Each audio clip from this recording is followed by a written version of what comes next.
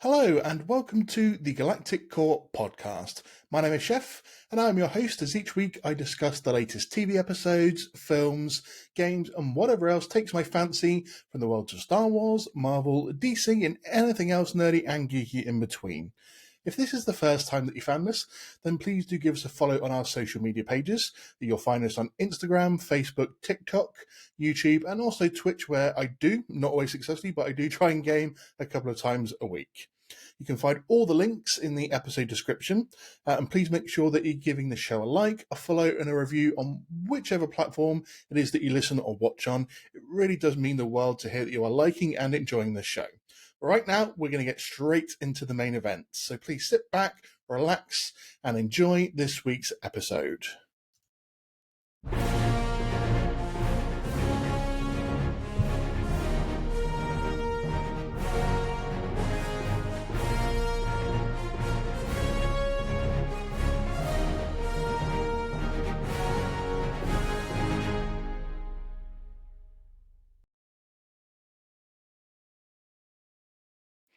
Welcome to this week's episode. I am really excited to be back talking, of course, about Star Wars. Everyone knows my favourite thing on the planet. And we're going to be talking about episode 4 of Ahsoka. And this show has been ramping up, getting a lot of coverage online and a lot of opinions out there. And I know I've got a great guest on today who is going to be putting forward her opinions on the show. And it's a returning guest. I'm always lucky when a guest wants to come back on the show. And it's been a minute since we've had her on. We had her back on, I think it was around about episode 5 of my show, where we covered Star Wars Visions Volume 2, which was, to be fair, one of my most listened to episodes. It's up in the top 3. So I am really happy to be having her back. She's got her own little show, which she just takes her time doing when she wants to, Fulcrum's Broadcast, and she's got an incredibly popular social media page, Ahsoka X Tano. She is the person to go to on all things animated, so who better to get in and come and talk about animated characters in live action than my good friend from the Ahsoka X Tano social media page. It is Michelle. Oh my gosh, what a lovely intro. Thank you, Andy. You're so sweet. I'm so excited to be here again. I've done a number of shows and I have told many people since coming to your show the first time that you were one of my favorite podcasts to be on and like things to do. So thank you for having me again. I'm very excited to talk about which for me would be last night's episode, and I've been just thinking all about it. So I'm excited to dig in with you and get your thoughts as well. Absolutely. That's well, let's jump in, to be fair, in terms of what's been going on. So Ahsoka's been a long time coming. It took a couple of years to get to us from when it was announced. So what was your anticipation for the show before it started? Obviously, we had some trailers dropped. I don't know what you're like with trailers nowadays, but I tend to watch like the very first trailer that comes out, and then I tend to try and watch nothing else after it because they tend to throw a lot into the trailers nowadays. A few spoilers in the TV spots and things like that. So Yeah. I tend to watch the first one and then I'm done. But what was your anticipation level coming into this show? Yeah. I definitely knew that it was going to be like a lot. Like here we're bringing in Ahsoka, who's already this legacy character who we've seen in live action a couple times. We know that the show is like situated within what people are calling the Mandoverse. It's like that in and of itself has its implications. Then obviously then to bring in all these other characters from Rebels. I'll never forget those reveals. I think, and naturally, I'll never forget Rosario's casting being a fan casting turned into a leak, major leak, months and months in advance, turned into materializing on screen. So basically, I just feel like there were so many moving pieces surrounding the show to begin with. And like Rebels is such a huge part of my Star Wars fandom and like the piece of Star Wars that I love so much. So much of it is Rebels and those characters and that story from animation. So I've been I guess I should say I've been cautiously optimistic. There are things about Rosario's depiction of Ahsoka that I'm not a huge fan of, and I don't think that's a ding on Rosario's portrayal. That's like the writing of the character, and that's who the creators of Ahsoka in this time are. That's where they're taking the character. Like specifically her more stoicism and her, I don't want to say coldness, but to me it's cold. And I don't love that about the character, as obviously as someone who's been a fan of the character for so many years. Like, I'm very particular, I guess, and almost in some ways protective. So all that, I'm rambling now, but I guess specifically with, the trailer and things, I watched the trailer. I specifically read the reveal, I guess it would have been the Celebration trailer from London, where we first actually got the glimpse, I think, of Hera and Sabine and the ghosts and everything. So that was crazy to read about that, because I think we'd, heard whispers, and then it obviously came to fruition. So that was nuts. I do think I saw it. Well, I mean, to your point, a lot is revealed in the trailers, and I also think that Star Wars fans, we get really excited about stuff, and we're in the golden age of the internet, so I didn't intend to see leaks from the Celebration, like, exclusive in-room stuff, but I did anyway. Like, I couldn't avoid it while I was scrolling on social, so yeah, it's been a journey. I agree with you, though. I think that too much has been put into the trailers. We now have gotten, at this point, seeing episode 4, we've gotten the Hayden reveal. I'm not sure if you're aware, but they used new Hayden dialogue, aka what we've gotten so far. They put that in one of the teasers, and Oh, really? yeah. So, and of course, also another leak, like, was Hayden even coming back from the show? I think Rosario herself posted about it, and then everyone was like, "Don't think she was supposed to do that." So yeah. Basically, I have watched the trailers intentionally and unintentionally seen tons of other stuff, just as it's come about. Yeah. I think what's maybe interesting is that we're halfway through this, obviously, series now. Episode 4 just gone. Oh my God, you're And right. from what Yeah.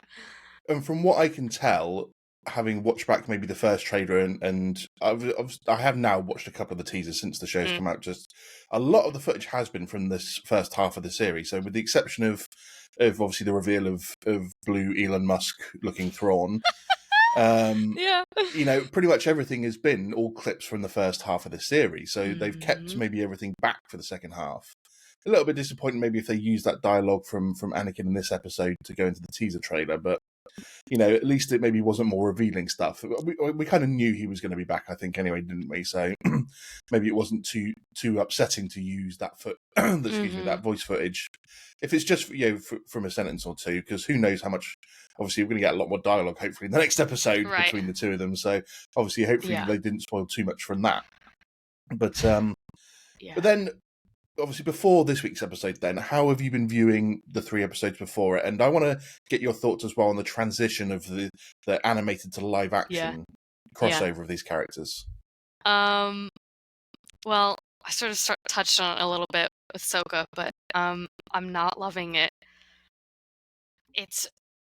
I'm so protective. I don't want to say it's not. They're not even my characters to own, so I can't even say that I'm protective.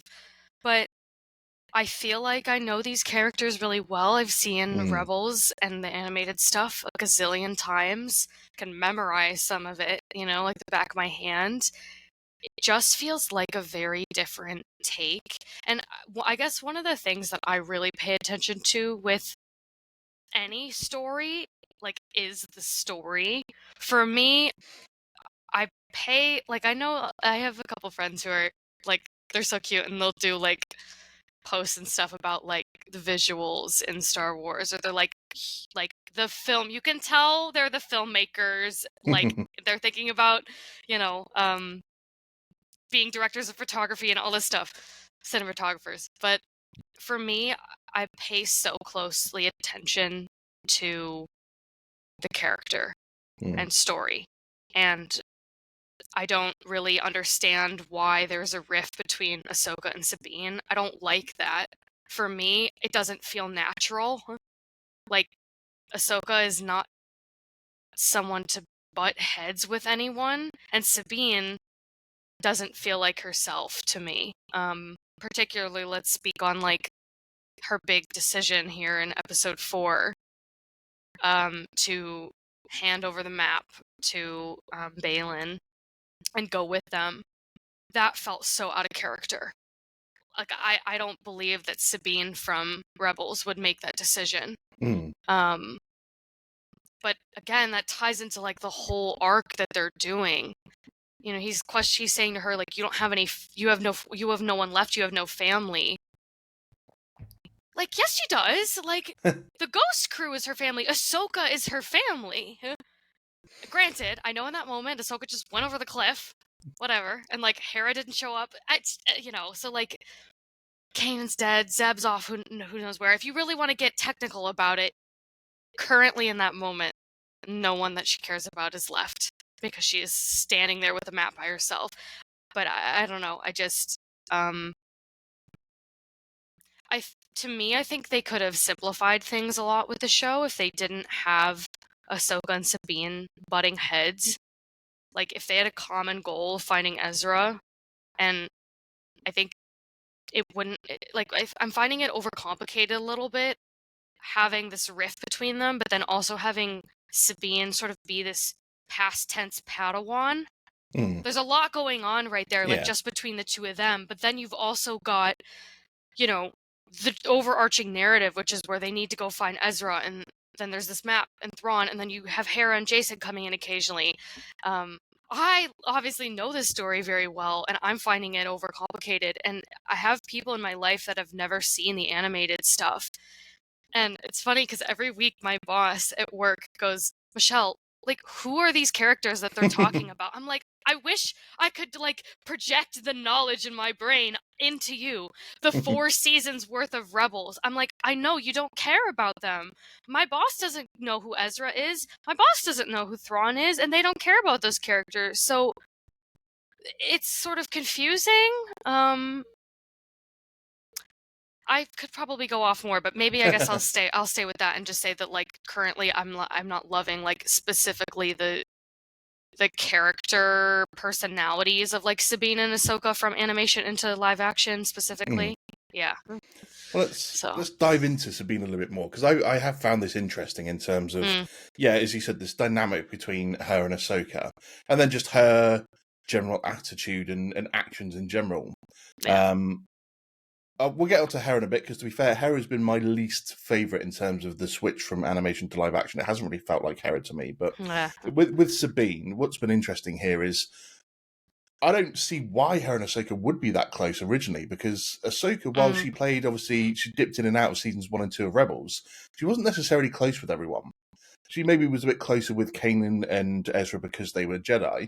But to the others, she didn't really seem to be that close with. She dipped in and out, and from end of season 2 onwards, she's not there. So when she comes back and her and Ahsoka, Sabine and Ahsoka, decide they're going to partner up, they're going to find Thrawn and Ezra. That to me is the start of where their friendship begins. They've been forced together maybe by the fact that they are connected by other people rather than they're connected to each other. Sure. And if Ahsoka's taken on Sabine as a Padawan, because I'm still under this impression that Sabine is not Force sensitive, and this whole Jedi training thing is there to make her more intuitive with the way that she reacts to things, to be a more balanced person, to be more like a Jedi in the way that she thinks and the way that she reacts to things, because we all know she's a hot-headed Mandalorian. Right. So if you're training her, to be a better person, to be more selfless, to be more centered and balanced within herself, then that's fine. And they've obviously struggled with this in their relationship, it seems, anyway, from what we can infer. And this is partly why I think Ahsoka has walked away. And then they come back together, and obviously Sabine's still a bit. I think the impression that she gives that she's still pissed off that Ahsoka walked away, even if she's willing to be her Padawan again. And then it just strikes that that Ahsoka, I think, doesn't still really trust her that much. Because at the end of the day, Sabine is, by my calculation anyway, she should be around 30 or early 30s now in terms of age. It's been 10 odd years since Rebels ended. She would have been, around the early 20s mark at that point. So add 10 years on. She should be a bit more of a mature person now, despite the fact that all Mandalorians are a bit hot-headed regardless of their age, it seems. But her decisions in terms of stealing the map at the start, in like the first episode or two, rushing off to fight when she's been rusty and getting herself stabbed, and then her actions in this episode, in the fact that, like you said, she's got people like Hera out there that she knows are her family in Zeb. And we obviously do get that reveal that her family died. I assumed they probably died in the Night of a Thousand Tears, when obviously the Empire bombed Mandalore, but it seems that something happened maybe after that has caused them to die. But again, her actions in this episode in terms of handing over the map, I don't believe Rebels Sabine would have done that. And she just seems to be acting full of selfish intent to me. It doesn't really put her in the best light right now. Those are all really interesting thoughts, and here's what I'm going to say to that. Everything that you just described to me feels like an assumption about what happened off screen and the time period that we are not seeing, and thus is the flaw with this show to begin with for me. Why does it exist where it does? Like, why are we even seeing this? I am going to bring up the argument that I have always believed, which is that we should not even have this show. To me, we should have always been given a Rebel sequel, like in animation form. And I think, because I love this is why I was so excited to come and talk to you, because I knew that getting out of my own head would see things in a different way, and everything you were describing about Sabine's Jedi training, I think that's so fascinating, and I wish that was better conveyed on screen. I think the dialogue is not conveying that. It's just choppy and wooden, and Ahsoka can be such a good mentor, and convey that to Sabine and say, hey, I know that we've had our differences, but I'm coming to you now because I need you to help me. We have to stop Thrawn, and there's a chance we might be able to save Ezra. I want you to pick up your training again. I'm not asking that you, become a Jedi, but, here's all the things it could do for you. I don't know. Do you get what I'm saying? I just don't think... I think everything you're describing sounds great. Genuinely. I do. But I wish that came across, because that's... I was left here sort of sitting I don't understand why they don't like each other. But I can see... I can imagine why, if we had been given a little bit more insight into that. Yeah. No, I certainly understand where you're coming from. Even if we'd had like they've done for other projects where we've had a prequel novel to the situation. Yeah.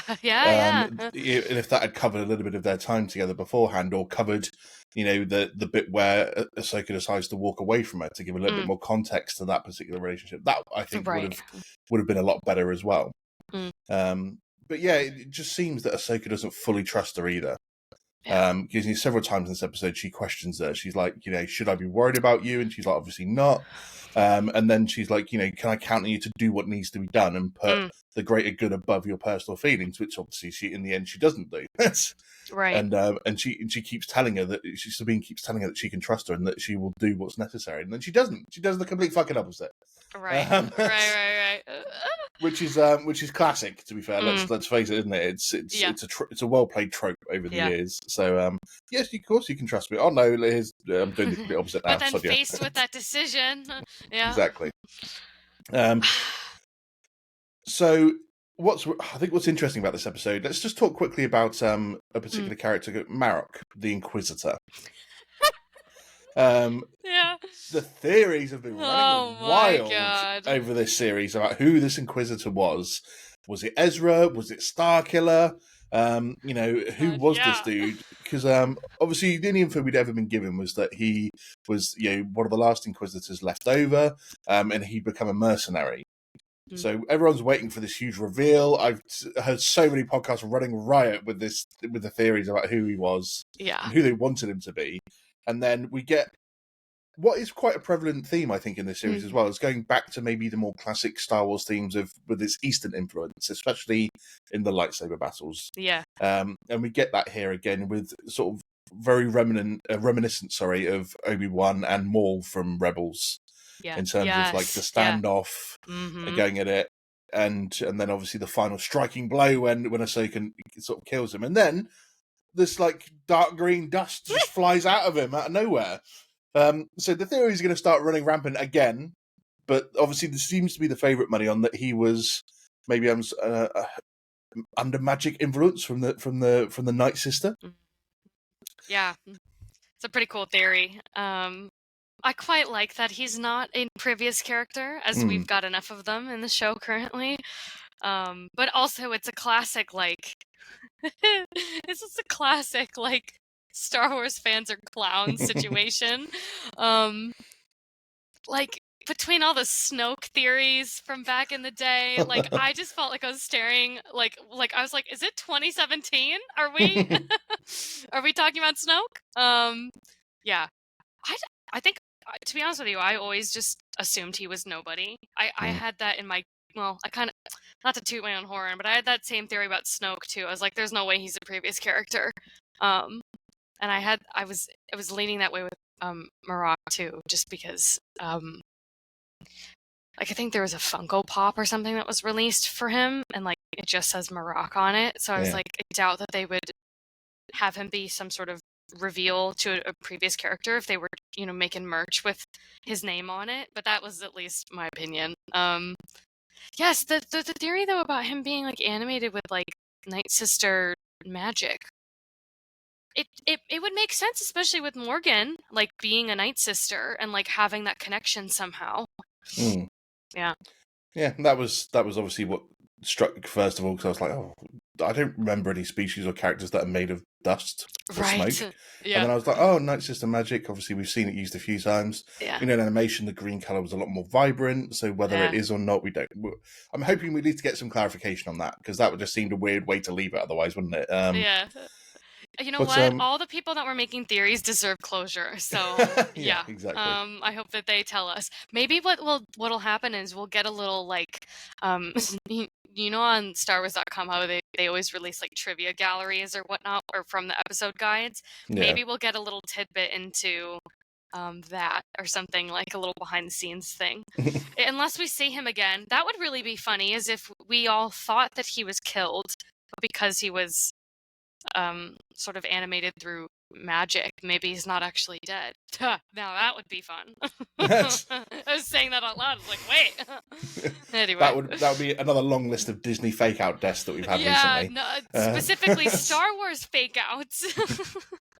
Well, they're doing them all over the place. We had it Secret Invasion, and now we're getting it here again. So they seem to be on a theme with this at the moment. So maybe not too far off with that. But I thought, it's been so much fun listening to everyone theorize about who this dude was, and then he gets killed. I'm not going to say fairly quickly, but again, Ahsoka has no real trouble dispatching of an Inquisitor. She didn't even draw out a second lightsaber. She was just like, I'm just going to use one on you because, you're not worthy of two. So, yeah. But then the other characters to stand alongside Marrok, obviously, we've got Balin and we've got Shin. Shin's been an interesting one because she has an interesting dynamic between her and Morgan that I think we're going to see maybe a little bit more over the next few episodes. Because if Morgan is to die in this series, I've got one of two people that are going to kill her. One could be Thrawn, I think. For some reason, I've always had it that somehow she's going to fail Thrawn in the next few episodes, and Thrawn's going to be like, I don't tolerate failure. Pissed. Yeah. And kills her. Or this interesting dynamic they've had between Morgan and Shin's going to be like, had enough of her, and strikes her down. How have you been thinking about Shin in this? Because, to be fair, weirdly, she's been all over TikTok in terms of everyone's like, hello, hot new person to thirst over a little bit. That's amazing. I did not know that. I'm obviously on a weird side of Star Wars hot TikTok. You're on Star Wars hot TikTok. I love it. Yeah, but how have you been feeling about this character? Because I've actually quite enjoyed her. She seems to obviously, I guess as a general character, she's been fairly one or two dimensional. They've not exactly explored a lot about her, but she seems to be striking every time she's on screen. Yeah. It's funny, going into the show, I was having had my reservations about the known characters, like Ahsoka, Hera, Sabine. I was actually most excited to get to know Balin and Shin the most because they are new characters, and I found Reva really compelling, and just in general, they've done a really good job with some of our villain characters recently. So yeah, I was really excited to get to know more about them. I hope that we still do. Currently, I think that both the characters are really compelling when they are on screen. Like they're holding their own. I think that I find it funny. Shin's got quite the gaze on her when she's Mm. in fight mode. It's like, oh my gosh, do not lose her. Do not unlock your eyes from her, or she's gonna kill you. Like everyone's gonna be very focused, or Sabine specifically, I guess. But yeah, she's been a good sort of adversary, and I find her dynamic specifically with Balin very interesting. Like just the two of them as characters that have their own motivations and own beliefs, and I like that they're not inquisitors, and that they are former Jedi who are then hired as mercenaries. I just think that makes them more interesting, because we've definitely seen a number of inquisitors now at this point. So then having Marrok in there as a little Mhm. bonus is kind of fun. There's just there's a mixture of bad guys all around between Morgan, and then obviously we're gonna get Thrawn. Then there's just a lot going on on the dark side, or bad guy side of things. So Yeah. yeah, I, I like I them. think what's interesting between Balin and Shin is that we obviously know Balin is a survivor of Order 66, and Mm. he's not gone.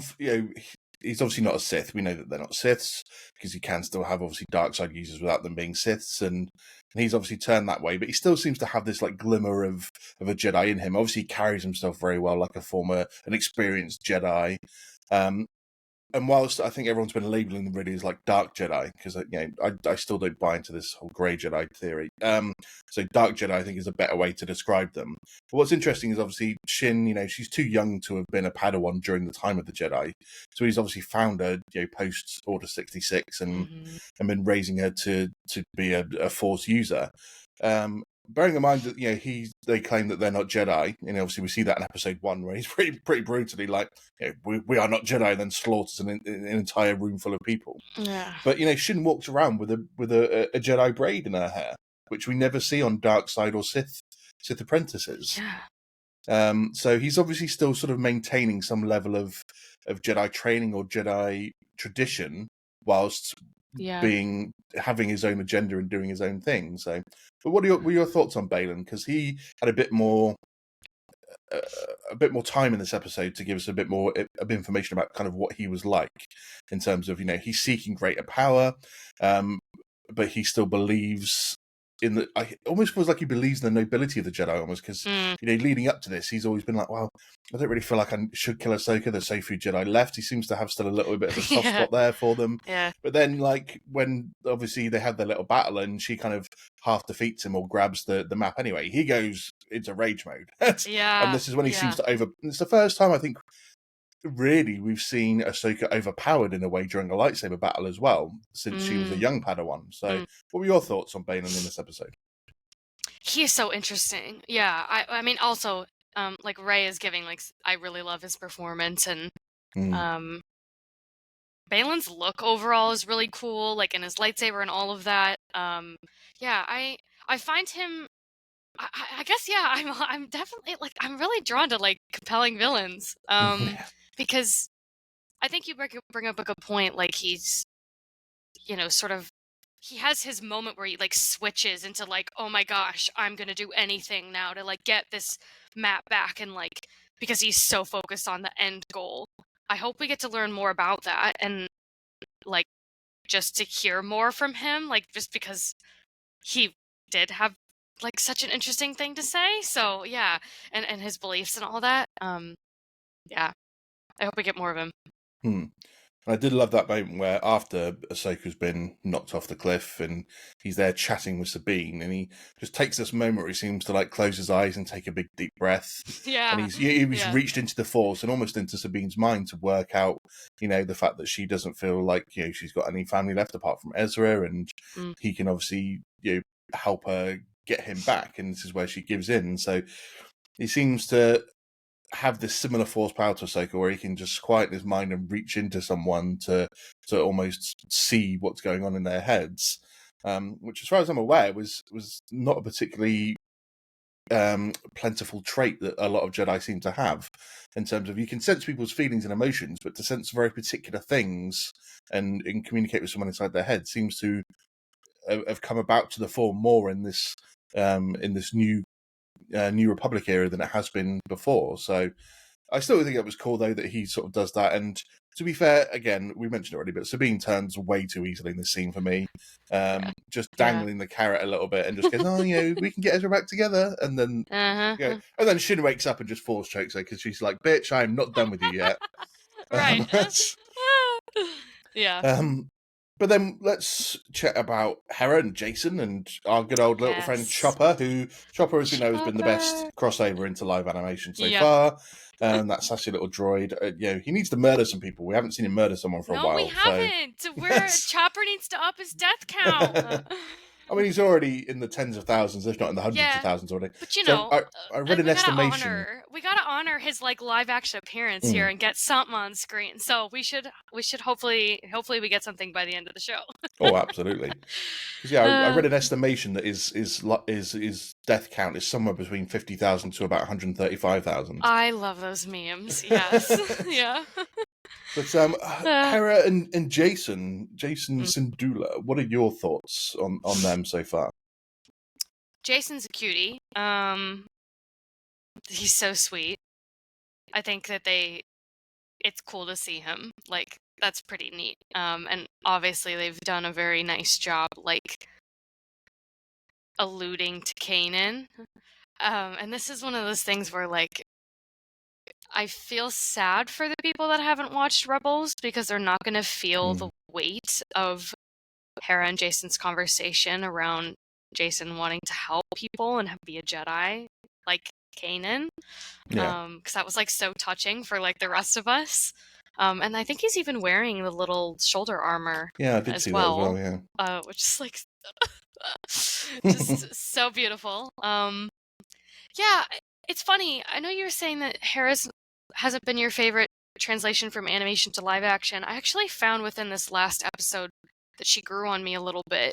I was feeling a very similar way in the first 3 episodes, but Hera's sassy, and Hera puts her mind to things. So I loved that she was grounding up the troops and getting out of there. You know what I mean?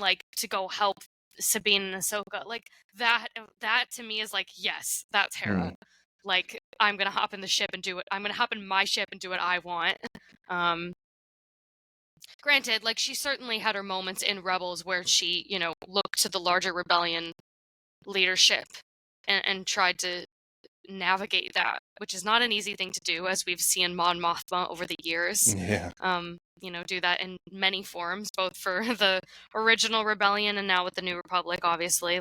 We're seeing her in that scene, which is cool.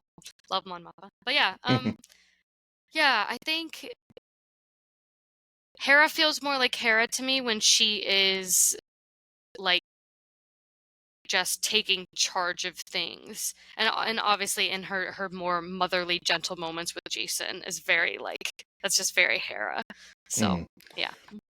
I mean, I'm glad we finally got to see the ghosts properly. Obviously, technically, this is the 3rd time in live action we've seen the ghost, because we got the glimpse of it at the end of Rise of Skywalker in the Battle of Exegol.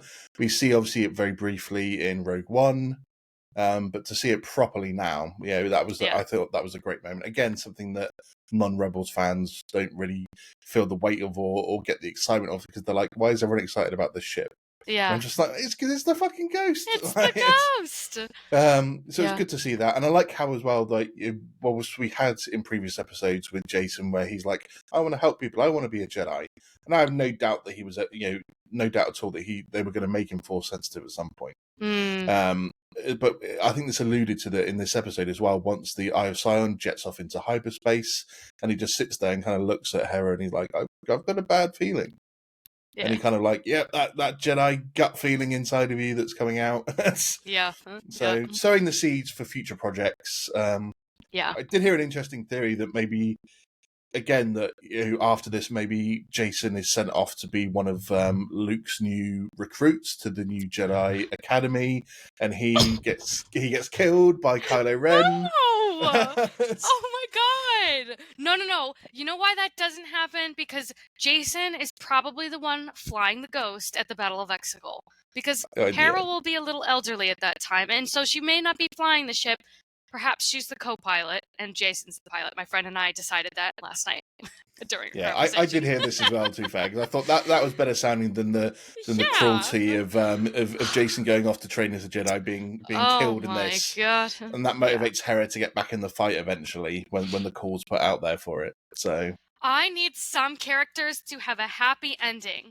Hera needs to retire peacefully, knowing her son is not there's no happy murdered. endings in this. Everyone needs to be killed off. No, I'll fight for it. Jason gets killed by Kylo Ren, in the prequel to The Force Awakens.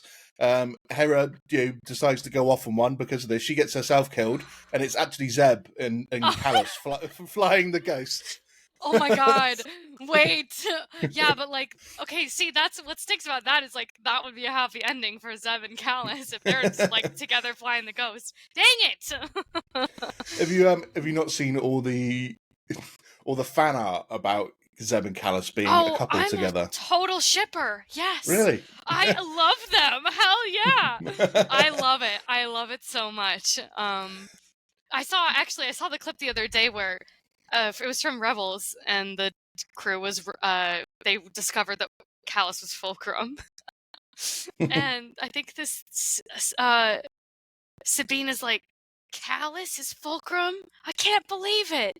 And then Zeb he scratches the back of his head and he goes, I think must have recruited him accidentally. And then Ezra goes, yeah, when you were on that ice moon together.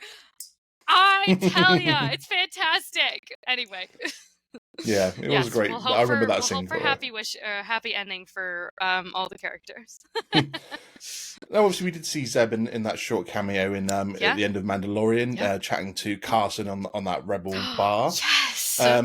So a little bit strange, maybe, that I thought it was a perfect bit here for a little Zeb cameo, in the fact that we see Carson obviously flying out in an X-wing alongside Hera, and you're like, okay, if Carson's here, surely Zeb would have jumped at the opportunity to support Hera and the Ghost and going after Sabine. So I thought that was maybe a perfect place to have brought Zeb into this series, and have him in there. But I'm not sure Zeb fits in an X-wing, to be fair.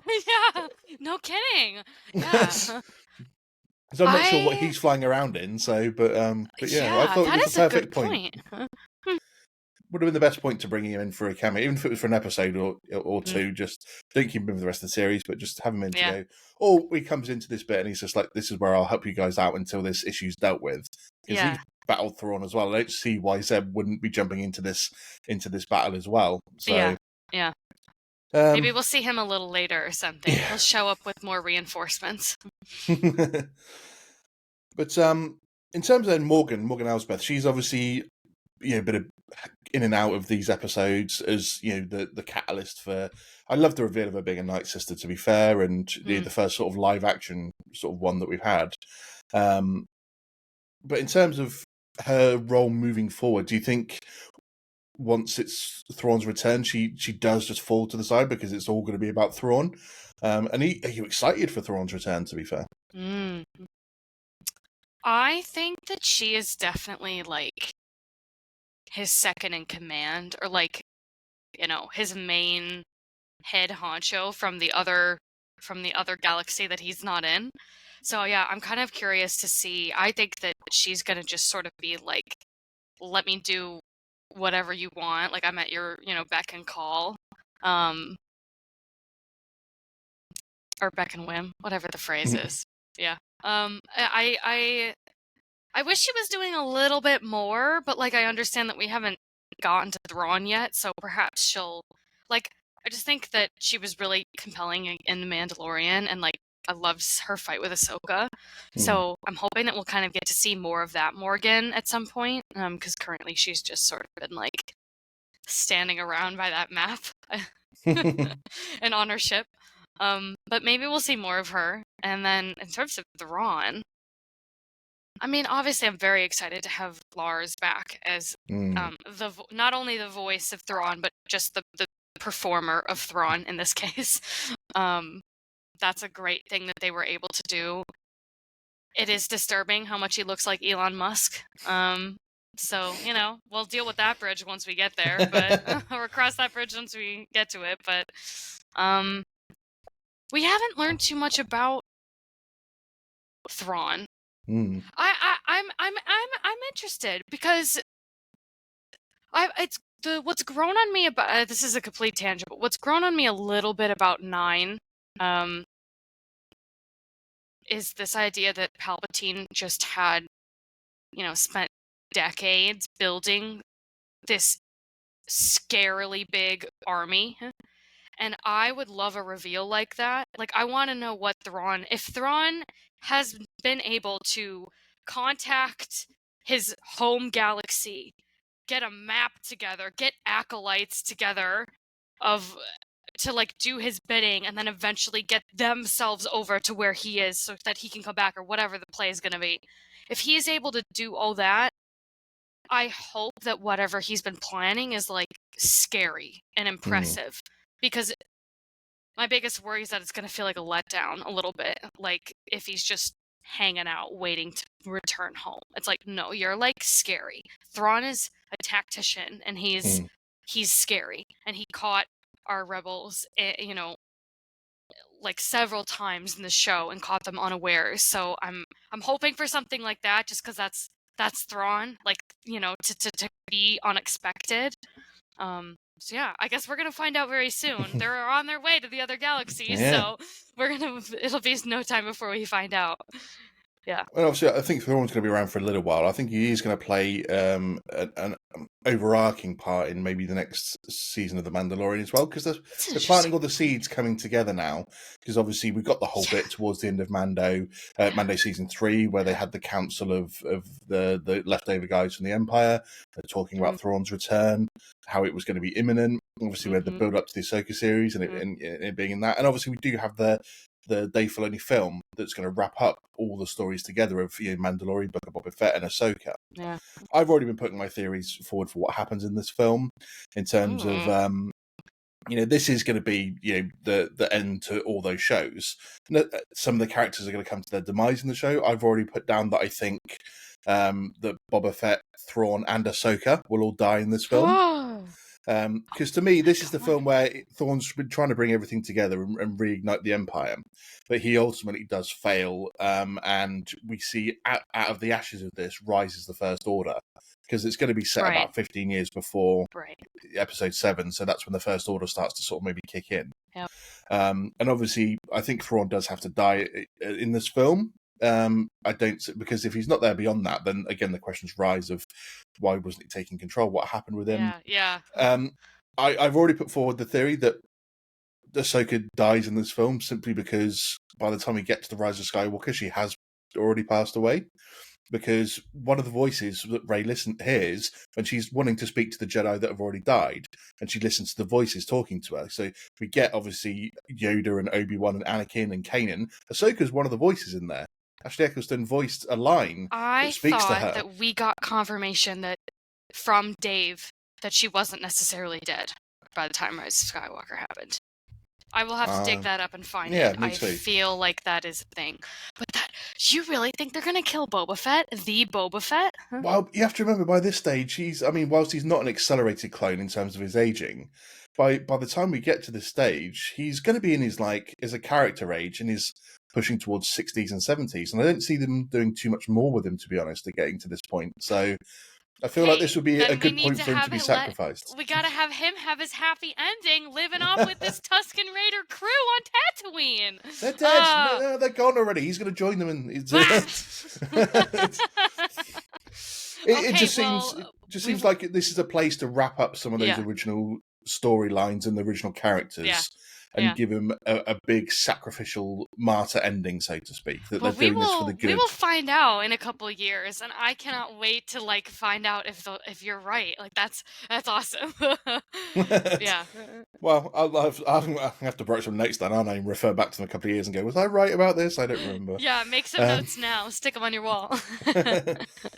But then, so I thought overall this. I know you've not been too keen on this series so far as a whole, but to me, this felt more Star Wars-ish than a lot of previous things that they've done more recently, in terms of it was a return to the more classic side of Star Wars, lightsaber battles. The score itself felt very Star Wars-like. And I read a quote earlier on, actually, that said Andor and Ahsoka have been showing the best of Star Wars from the two opposite ends of the spectrum. So Andor showed the best of Star Wars from the more grounded element and the more grounded end of Star Wars with the real life people. Yeah. And then Ahsoka's showing the best of Star Wars from the more fantasy end, the lightsaber battles and digging into the Force side of things. And how are you feeling about that? Because I know that you've not been too keen, but because we're people like us, we're very close to these characters. We have an awful lot of knowledge about them. We have an awful lot of feeling towards them. And sometimes that, I'm not saying it's necessarily the case, but sometimes it does backfire on us a little bit because we get too attached and we don't see them the way that we think they should have been done.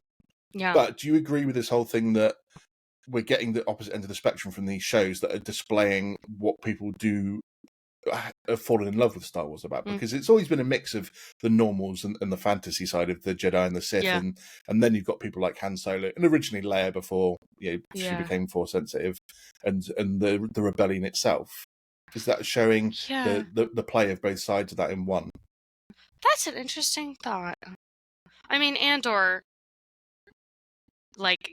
goes without saying, it's phenomenal and some of the best Star Wars there is. So that I agree with. I'm hesitant to say that, Ahsoka is hitting that fantastical side of things. I think there are elements of it, yes, but I also feel like The Mandalorian had that with the simplicity of simply bringing in Grogu. This Force-sensitive little guy who's cute as heck. And then you've got Mando, who has no idea what that is. And, discovering that and learning Grogu. There was something so perfect about that.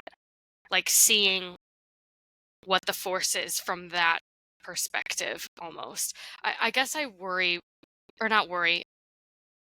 I suppose, to me, it feels like Ahsoka has a lot of it.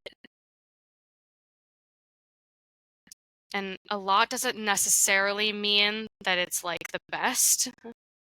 I don't know. Does that make any sense? No, I know what you mean.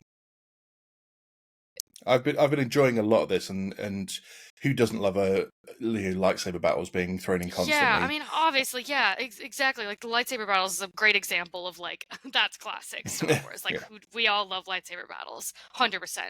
Certain things though, let's just say stuff with the Force.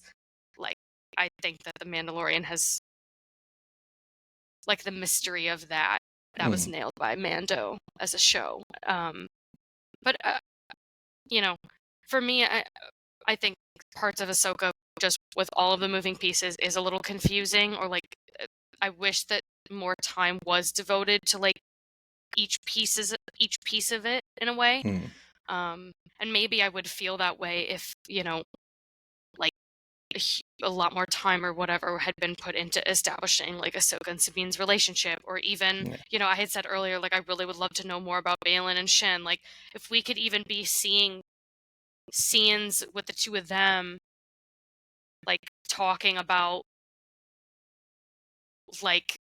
the things that Baylan was then saying to Ahsoka about his beliefs and their ultimate goal and stuff. So yeah, I also think there's we haven't seen half of Ahsoka yet, so I may be wrong. I may change my tune once we see the rest of it. Kind of got to see the whole thing play out to look at it as a whole of a story. So yeah, I'm intrigued. I'm definitely gonna keep watching, and I am very intrigued to see what they do with it. Absolutely. There is one thing left to talk about this episode that we haven't touched on. Oh my god, yeah. Huh? The end of this episode. The man himself. So, first of all, we get what was a beautiful transition of looking over the cliff and the water into Ahsoka lying down in the world between worlds. So, again, if you've not seen Rebels, you're going to be completely lost about what this place is and what it does and the significance of it. And quite frankly, the scary power of it, to be fair. Um, but then, we get this, "Hey, Snips," and she's like, "Master?" Even after all these years, she was still calling that straight away. And then turn around and we get this fantastic look of Episode 3, Anakin Skywalker. They did a great little job of just doing a little bit of de-aging on him, which they didn't do in the Kenobi series when we had the flashback of an Episode 2 Anakin. And obviously, the whole thing is like, I didn't expect to see you so soon. But getting Anakin Skywalker in this episode, like I said, we knew it was coming, but I wasn't necessarily expecting to see it so soon either in this series. Tell me, what were your thoughts when this little bit happened? Well, to begin, like you were saying, I was so surprised that we saw him this soon, but I was also very surprised that we saw him in the World Between Worlds. That got, like, all of us are gonna have our heads spinning for the next week while we try and figure out what the heck is going on, because next week's episode is hopefully going to provide some much needed answers. I mean, the first thing that was going through my head was like, is she dead? Is he a Force ghost? He doesn't look like he's glowing like Force ghost, which means, well, why are they in the World Between Worlds? Like, is he appearing to her as a ghost? Is he not? Is she dead? Is she not? I had so many questions. Truthfully, I don't love the de-aging. I first saw it and I laughed. I feel really bad, but I laughed. It took me back. It took me completely out of the moment. I don't think it looks very good, personally. It looks a little, like, too polished. Like, he kind of looks... I would have preferred just Hayden, the way they shot Obi-Wan. To me, I remember seeing...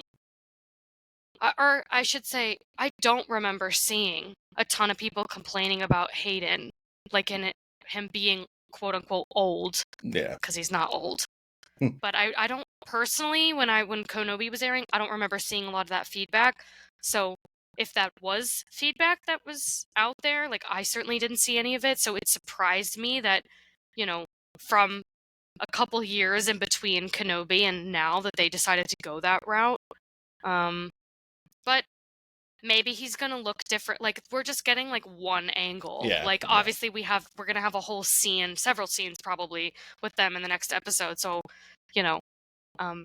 I also wouldn't be surprised if this is one thing that they sort of continue to tweak, like, on Disney Plus. You know how, like, there have definitely been some Marvel stuff where they've gone back and, like, changed, or it was like the She-Hulk trailer or something, like certain things about the infamous one being like that Sonic the Hedgehog's design was completely changed. Anyway, I'm just kind of curious if that's something that they'll end up doing with Anakin for this episode. But I think we should talk about the Vader theme at the end, the little cue there, which again was another reason why I was concerned, because why are they playing the Vader theme if he is Force Ghost Anakin and he is like good Anakin? Why are they playing like a scary, bad music? It's making me stressed. Well, it is interesting because a lot of people are saying that you couldn't see the scar on Anakin's sort of like forehead that he had before. I'm pretty sure I did see it. It was very faint because his hair's red the way it's dark, but I'm sure there. The other interesting point was the lightsaber hilt on his belt did not look like Anakin's saber. Oh, really? It was darker. It looked like it had more black on it. It looked a bit more possibly like Vader's hilt than it did Anakin's. It definitely didn't look like Anakin's for sure. I mean, I've got both of them behind me, and so it definitely had more black to it, and so it definitely didn't look like Anakin's. And that cue, like you said, the Vader theme cue at the end throws into doubt what the situation, because there's been a long time rumor that there was going to be either a flashback scene or a vision sort of type scene in this series where the Mustafar battle between Anakin and Obi-Wan would happen, but with Ahsoka in Kenobi's place. And so sort of like if Ahsoka had been there instead of Kenobi, what would have happened sort of scenario. And if now we're in the World Between Worlds, there's a possibility that could potentially happen. That's some Mortis shit right there. I just got like the chills. Whoa. That's recreating that whole battle, but between Ahsoka and Anakin instead of Kenobi is an intriguing choice. What makes it more interesting, though, is they recently just released a book. Literally came out this week. I don't know if you've read any of the From a Certain Point of View books. They did one for A New Hope. They did one for Empire Strikes Back. They just released one for Return of the Jedi. And in there is a very short story called Brotherhood by a guy called Mike Shin. I think he's just done a novel called Brotherhood about Anakin and Obi-Wan just after the start of the Clone Wars. Yes. And he follows this up with a short story in this book. And it's about Anakin as he dies in episode 6, about how he falls into the Force. Oh my he God. reconnects with Kenobi in the Force. And that whole bit about their conversation that happens within the Force before they then appear to Luke at the end, in that scene after, and what happens just after it. So Anakin in this story is like in this short story, he's learning to let go of everything that drove him before to be a bad person, and him realizing all the bad that he'd done because he turned back to Anakin. And how Kenobi's almost like absolving him of everything, and he's absolved in the Force of all this, and you know, he just goes back to realizing the comfort and joy he had of having Kenobi around him as his brother, as his master and stuff. And so if this is a Force ghost type situation with Anakin, for it to be bad Anakin or a Vader type Anakin almost wouldn't make sense after this story has just come out this week. Right. So, because this is a canon story as well. So this is me delving into the depths of the Force and the depths of Star Wars knowledge and canon. But to me, it would then go against... I'm not expecting a lot of people to have read this already or know about it. So it's just one of those things that, it would then go against these like stories. And if it is a bad... If it's a Force Ghost Anakin that's portraying, Sith traits, then that doesn't sit with this story for me. But if it's an illusion of Ahsoka's mind in the world between worlds, that would make more sense to me of a bad Anakin or a Vader type Anakin, because after the trauma that she went through. Because we have to remember, at the end, in the twilight of the Apprentice and Rebels, when she discovers, obviously, the whole thing going on with the Sith Temple, the fact that she battles the Inquisitors and she battles Maul, and then she battles Vader, and then she's pulled out by Ezra into the world between worlds and has to go up against Palpatine. For her, all that happened in like the space of a few hours. Yeah. And she was probably still dealing with that years down the line. So it would make sense that she's pulled back into the world between world, and she's having, and this is all a manifestation of her mind in a way. I agree. I think that they are not going to do anything to severely change or impact the films. There's no way. There's no way. So, because I saw a theory earlier that was like, it's it's Revenge of the Sith, Anakin, something about that, and like just this. There's this large implication that I can't picture this Anakin being anything except Force Ghost Anakin, because there's no way they would do something drastic enough to change Anakin's storyline as we've seen it thus far. Like, to me, there's no way. So honestly, what I'm thinking is that it's just Return of the Jedi Anakin in Force Ghost form, and they decided to play Vader's cue at the end to indicate to an audience that, hey, reminder, like, this Anakin guy, like, you know what I mean? It's like not that anyone watching this wouldn't know that Anakin is Vader, right? But like, hypothetically, it's kind of like it's a cue or like a little fun nod. At least that's my hope. My hope is that that music cue doesn't have any meaning to it necessarily. Yeah, because it's all the theories floating around. I'm like, oh man, like, this is stressful. Like, we thought Marrok was, putting us through the ringer. This is gonna be way worse over the next week with all the theories. I'm incredibly impatient now for next week's episode. I know, right? Everyone knows Anakin Vader's my guy, so anything with him in is going to boost my anticipation for it. So, but yeah, I kind of agree. I think they could go either way in terms of it being either a vision inside Ahsoka's head or it being Force Ghost Anakin. Either way, yeah, totally. It could go either way on that one. But I do want to see like a Force Ghost Anakin guiding her and saying, hey, it's inevitable now that Thrawn's going to come back. This is how you can sort of defeat him if you go down this path, sort of way. Especially since they're doing it in the world between worlds, because Yeah. don't want them changing anything. Obviously, not going to necessarily change the past or anything like that. Yeah. But yeah, obviously, we just have to wait and see, don't we? We don't write these ourselves, unfortunately. We're not privy to the script. Ugh. So we will just have to wait and see. I mean, any last thoughts about what you want to come out of this series? I don't even know. I am just in it to absorb it and try and make sense of it. I will say what has helped me in watching this has been to continuously remind myself that like this is a separate portrayal of these characters. Like, and this goes for anyone who honestly, I think like if you don't like the new movies, like that doesn't change the original ones that you love so much. So I hope I didn't come off as too negative during any of our conversation in this last hour. But I truly I just love the animated shows so much. So, obviously we all would want things to translate from what meaning we give them in our hearts and minds. So much of how we consume media is what we in our brains put onto it. So obviously we all want that translation to be, what it is in our brains. So at the end of the day, I am here to just continue enjoying the Star Wars that I love, watching the rest of it, figuring it out.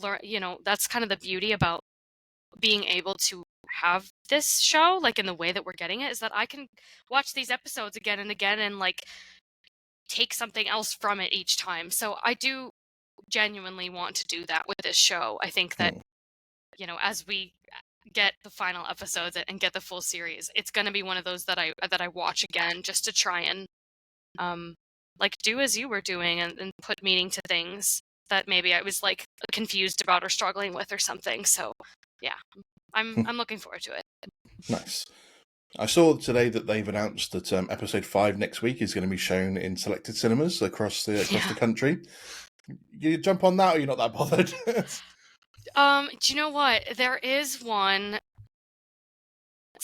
It's not that close to me, so to be honest, I think it would be a little bit of a hassle to get there. And yeah, honestly, I don't even know, just timing wise, if I would even make it. That in and of itself is a logistical nightmare. Yeah. And yeah, I think I will be fine from my couch. But yeah. As will I. They said it internationally as well. I have no idea if they're going to be showing it over here. If it's somewhere near me, I might try and do it. Because first Disney Plus show to show an episode of anything in a cinema. I'd rather they did it for the finale rather than a random. I mean, I think they're making a big deal out of it because we're getting Thrawn in the next episode. This is this episode. The next one coming up is the only other episode of this series that Dave Filoni is directing. He did episode 1. He's doing episode 5, and to me, this is why we get Thrawn on this episode, because he himself would not want anyone else to have the introduction of Thrawn. Yeah. Other than himself. Yeah, so, totally. I think he's doing it because we're going to get Thrawn, and then they're putting it in a cinema because they think it's going to be a big deal. Whether it's the introduction of Thrawn and then this whole thing with Anakin and Ahsoka, it seems to be that they're marketing this up to be a pretty big episode. Wow. So yeah, I'm super excited for it. Michelle, thank you so much for coming on. I know it's late over there for you. It's getting creeping closer to midnight, and it's ridiculously early in the morning for me. But I nonetheless really appreciate you coming on. It's been fantastic to have you for the second time now. You join an elite list of 2 or 3 people that I've had on a couple of times now, so I really, really do appreciate it. It's been lovely to have you on. Tell everyone at home exactly where they can find you online. Oh my goodness. Well, I'm trying to think. Social media these days, platforms have changed and all of that. So I would say, first and foremost, you could find me on Instagram at Ahsoka X Tano. If you want to check out my podcast, that's at Fulcrum's Broadcast. Yeah. Nice. Not worrying about Twitter or threads that died a death within 3 days of coming out. Oh my gosh. And you know what? I am one of those guilty parties of making an account and being like, this is great. And then I realized that's another app, and I was... I'm out. I was like, I'm going to give it a couple of weeks and see if this progresses anything. And then, because I saw everyone else jumping on it, and then after 3 days, I didn't see anyone bothering it again. So I was like, I'm not even bothering about threads. I think that they should have put it in the main Instagram app. But they didn't ask me, and I'm not their developer, so you know. But yeah, everyone give Michelle a follow. She does a good amount of posting on her Ahsoka X Tano page, and she always posts about the different Comic Cons and other things that she gets to go to, and a little bit of cosplay that you do here and there as well. So definitely worth a follow, and obviously give her show a listen as well. Michelle, thank you so much for coming on. I will, of course, be back next week with the second half of the season, kicking off with episode 5 of Ahsoka. Can't wait to see what happens next week's episode with Anakin. But until then, everyone, take care. I'll catch you later. Bye.